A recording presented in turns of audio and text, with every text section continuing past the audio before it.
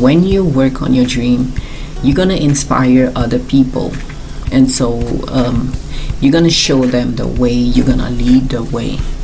And so because you are making the sacrifices for your dream, other people around you will see what you're doing, and they will, not everyone, by the way, so not everyone for sure, but for some people, you will show them that if you want to do something, you have to go for it. And you will be an inspiration. And maybe thanks to what you have done, maybe thanks to the fact that you didn't give up on your dream, somebody is going to create something extraordinary that's going to help a lot of people tomorrow. Who knows?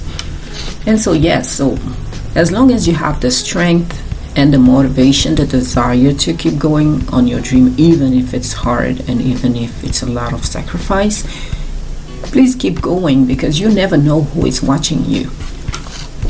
Maybe your children, if you have some.